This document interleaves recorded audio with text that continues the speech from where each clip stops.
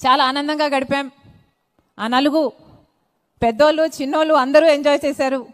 చాలా సంతోషంగా గడపడం జరిగింది. ఈ నలుగే కాదు, మెహందీ కూడా పెట్టుకున్నాం, సంగీత్ కూడా ఉన్నింది. దాంట్లో నేను ఎప్పుడు గత 35 సంవత్సరాలుగా ప్రాబబ్లీ డాన్స్ చేసింది లేదు. ఎప్పుడో కాలేజీలో చేస్తున్నానేమో. కానీ ఇది నా కొడుకు పెళ్ళి కాబట్టి ఫర్ రాజా అనుకొని నేను కూడా చేయాలనుకున్నాను. నేను కూడా చేశాను. చాలామంది పాల్గొన్నారు. అమ్మ కూడా ఒక స్టెప్ వేసింది. That was also a lot of fun. ఆ తర్వాత వెడ్డింగ్ పాస్టర్ గారు చేశారు. Raja Priya, they belong to a grace church in Dallas. రాజాని నేను డాలస్లో యాక్చువల్లీ ఇద్దరు పిల్లల్ని నేను చాలా కనెక్టెడ్గా, చాలా వెరీ క్లోజ్ నిట్గా పెరిగారు నాతో. దూరం పంపించాలంటే నాకు ఇష్టం లేకునింది. కానీ నాకు దేవుడు చెప్పినట్టు అనిపించింది, నువ్వు పంపించు, you let go, I will take him, I will take her, నేను చూసుకుంటా అన్నట్లు నాకు అనిపించింది. సంతోషంగా డాలస్లో వదిలిపెట్టాం. నేను అనిల్ గారు వెళ్ళి వదిలిపెట్టాం. ఆ రోజు నుంచి దేవుడు రాజా జీవితంలో అద్భుతంగా పనిచేశాడు. అంచెలంచెలుగా రాజా విశ్వాసం పెరిగింది.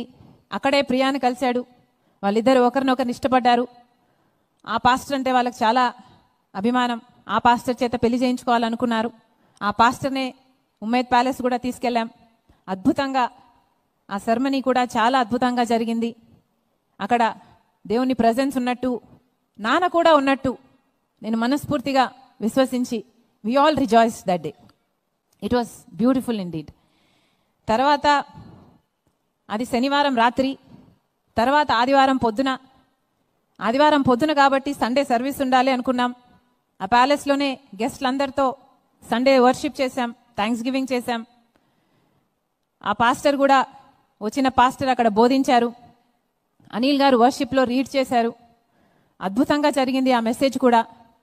సాల్వేషన్ ప్రేయర్ ఇస్తే అన్యులు ఆయన ఒక జంట క్రీస్తుని అంగీకరించారు కూడా.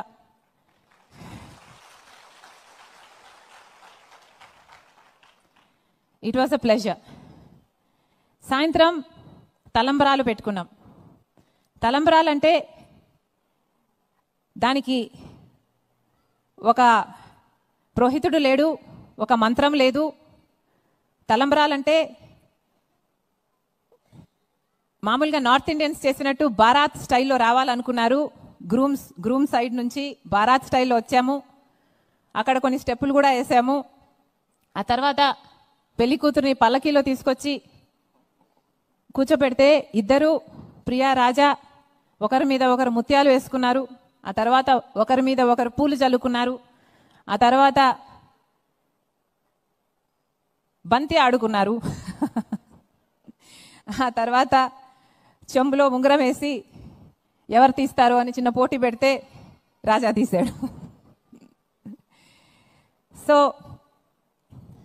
దీంట్లో హిందూ పద్ధతి ఎక్కడుందో మీరు నాతో పాటు ఏకీభవిస్తారని, హిందూ పద్ధతి ఎక్కడుందో మాకైతే అర్థం కాలేదు. ఇలా ట్రోల్ చేయడం కూడా, తలంబ్రాలలో బియ్యం కూడా పోసుకోలేదు, పసుపు బియ్యం కూడా పోసుకోలేదు. ముఖ్యంగా క్రైస్తులు గమనించాల్సింది ఏమిటంటే కల్చర్ వేరు, ఫెయిత్ వేరు. కల్చర్కి ఫెయిత్కి మోస్ట్లీ ఎప్పుడు కనెక్షన్ ఉండదు. ఫెయిత్ అంటే అది మన మనసుకు సంబంధించింది. కల్చర్ అంటే అది ఒక ప్రాంతానికి సంబంధించింది. ఫెయిత్ అంటే గ్లోబల్. విశ్వాసం అంటే గ్లోబల్. గ్లోబల్గా కూడా క్రైస్తవులు ఉన్నారు, ముస్లింలు ఉన్నారు, గ్లోబల్గా కూడా డిఫరెంట్ ఫెయిత్స్ ఉన్నాయి. కానీ కల్చర్ అన్నది లోకల్ ప్లేస్ నుంచి వస్తుంది. కాబట్టే మన కల్చర్ని ఆచరిస్తూ మనం క్రిస్టియన్ పెళ్ళిళ్ళు చేసుకున్నా కూడా ఒక దండ వేస్తారు. ఆ దండలో మనం క్రాస్ పెట్టుకుంటాం. మా అమ్మకుంది, నాకుంది. అలాగే తలంబ్రాలప్పుడు రాజా కూడా ఆ క్రాస్ వేశాడు. అది కల్చర్.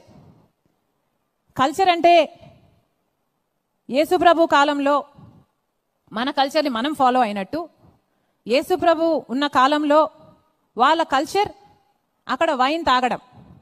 కాబట్టే యేసు ప్రభు అక్కడ వైన్ అయిపోతే నీళ్లను కూడా వైన్గా చేసి గెస్ట్లందరికీ ఇస్తే వాళ్ళందరూ సంతోషిస్తారు. అది వాళ్ళ కల్చర్, అది మన కల్చర్ కాదు. కాబట్టి మనమేం అందరికీ మన గెస్ట్లకు వైన్లు ఇయ్యం. సో మన కల్చర్ మనది, వాళ్ళ కల్చర్ వాళ్ళది. అలా సాంప్రదాయం వేరు, విశ్వాసం వేరు.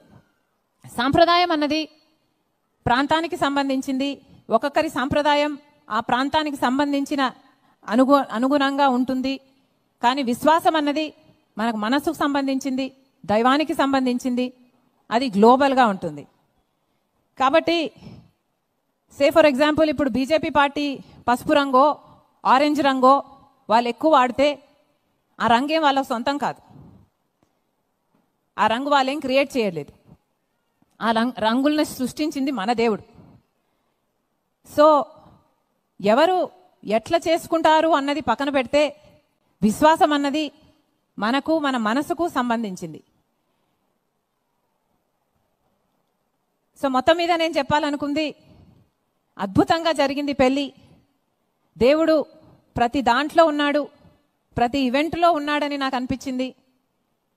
ప్రతి ఈవెంట్లో కూడా కానా వెడ్డింగ్లో యేసు ప్రభు కూర్చొని నవ్వుతున్నట్టు ప్రతి ఈవెంట్లో నేను చూడగలిగాను.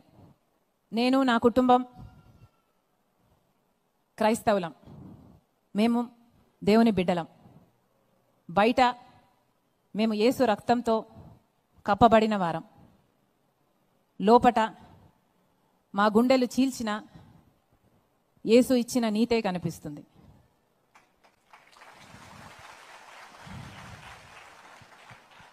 That's all. ఇది వాస్తవం.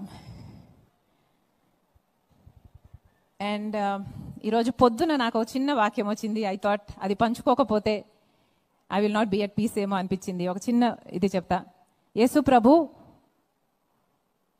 Psalm 23లో మన గుడ్ షెపర్డ్గా దేవుడు మన కాపరి అని రాసుంది.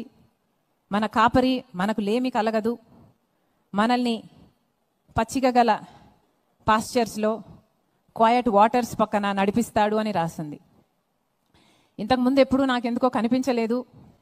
అలాగే నడిపిస్తాడు అని అలాగే ఊహించుకున్నా. కానీ సడన్గా it struck me that he leads us to good places. ఎందుకు మనం పచ్చగా దాన్నే చూస్తున్నాం, నీళ్ళనే చూస్తున్నాం? హీ